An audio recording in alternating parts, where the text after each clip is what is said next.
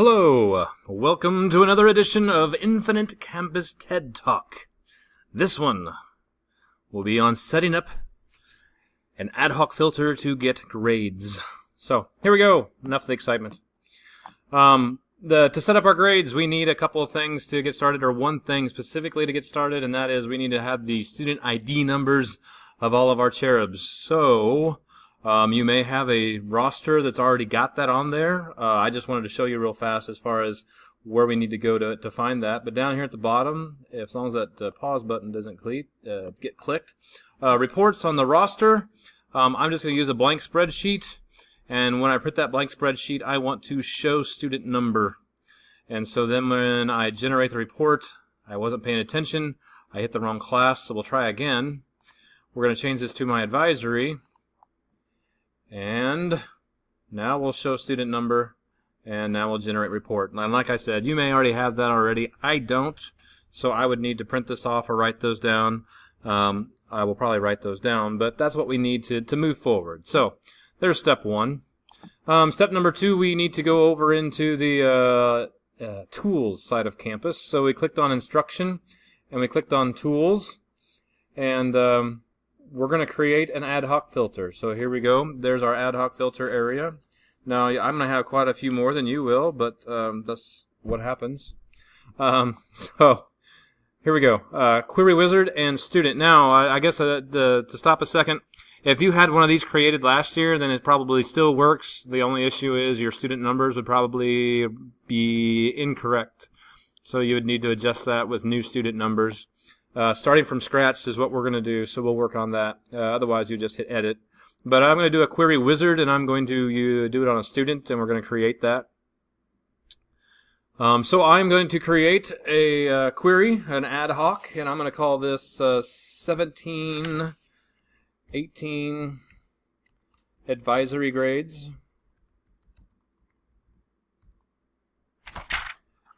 And we'll just start adding the fields that we need. So what we need to do is under student, we want the demographics. We're going to be searching for students by student number, and then I want their last name and their first name. Okay, and that would be the only three things that we need from the demographic area. So we'll go ahead and hit that minus sign to shrink that down. And then we are trying to pull grades right now. In a second, we'll also do the attendance, if that's something you want. But we're going to open up grading, and then we're going to go into grading detail and open that up. Okay. So for grading details, things that we need. Well, we should probably know what course they are taking. If you want to know what hour it is, the section number would tell you that, but that probably isn't too necessary. I want to know what teacher they have. That way, I need to know the term name for second semester versus first semester, so we're going to include that. You could do period name as well. Not necessarily. That's something I just wasn't interested in. We're going to need task, but we're going to add that later just because I don't want it in the middle of my spreadsheet. So what we need then is we need a score. We need a percent. We need the date. And now I'm going to come back up here and grab the task. So those are just all the fields that we need to do there, to use as far as this filter goes. You can put some other things in there if you want to. You are more than welcome. It's just that's what I chose to do. So we'll scroll down here a little bit, and we'll hit the next button. And in the next button, what we need to do is now we're going to use those student ID numbers that we wrote down earlier. So I'm going to hit in.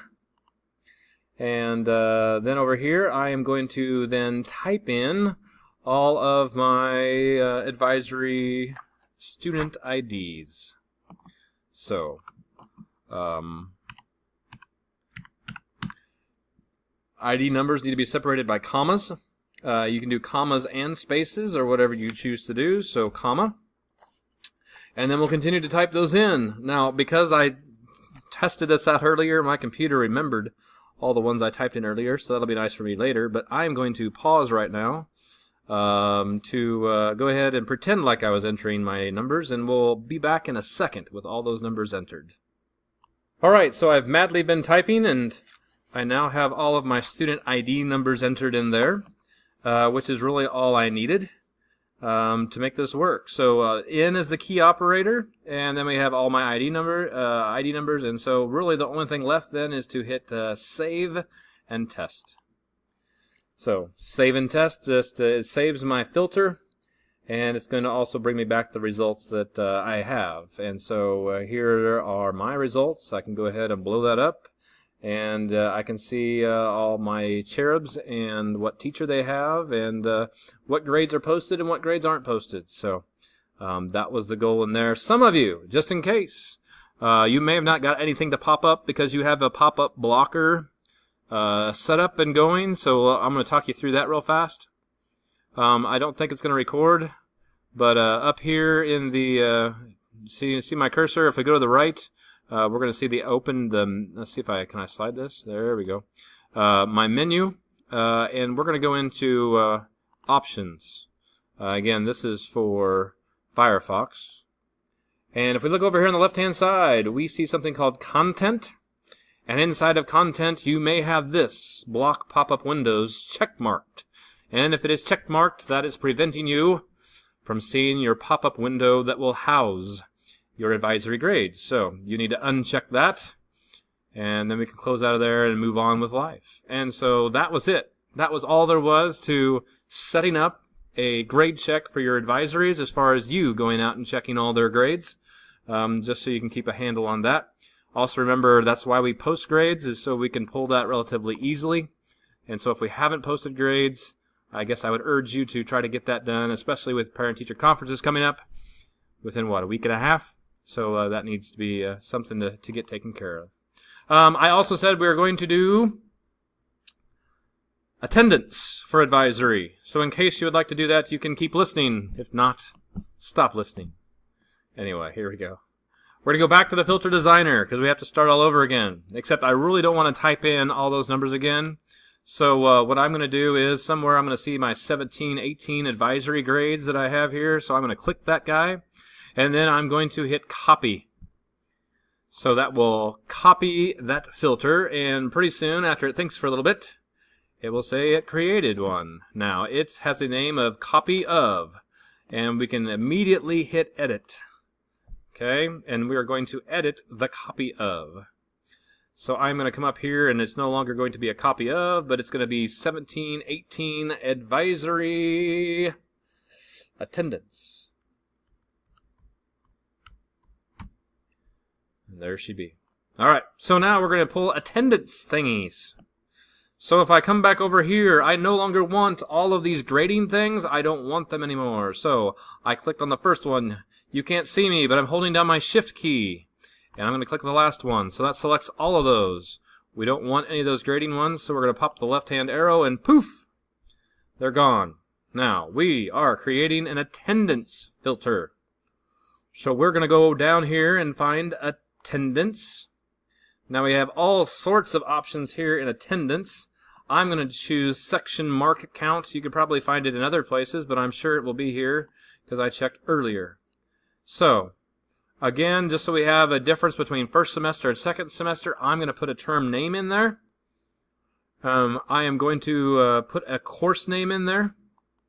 So this does not have a teacher associated with it, so you're going to have to may have to do a little bit of background work as far as knowing, but you'll have that on the grades filter. Anyway, we want the course name. We then want the section or period absences. It matters not. Both will return the same amount, same numbers. Whether you care about excused or unexcused, that's up to you. And then we can also hit tardies. Okay? So when we hit the next button, we come over here and we see, hey, all of my student numbers are there. That was the whole purpose of copying, so we didn't have to type all those in again. And we're ready to hit test and save. I did change my title, so we're good. And we wait for, there it is. There are my attendance. So I have some kids that have been, we can see then from the absences. These are absences. Over here on the right will be the tardies. So again, if we're keeping track of that, we can do that and help our cherubs hopefully stay focused and do the right thing. All right. I think I have hit all the details. I did want to point out one thing. We'll put this nugget on the end where nobody hears it, but that's okay. If, for some reason, if I go back to instruction and we talk about posting grades, going back into the grade book, I've had a couple people ask me, well, I don't see a post button. Like here, I don't see anything. Well, we don't post anything in. We can't. Our advisory grade books aren't set up for anything, so that's why that's going to be there. But we'll go into probability, I guess. There's no post up here, or the only thing we see, there's no in progress grade.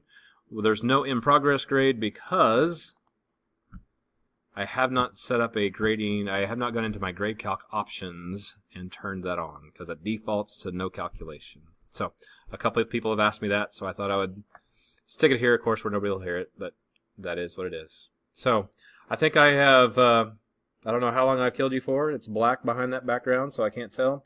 11 minutes of your time has now been hijacked by myself, so I will sign off, and please let me know if you have any questions.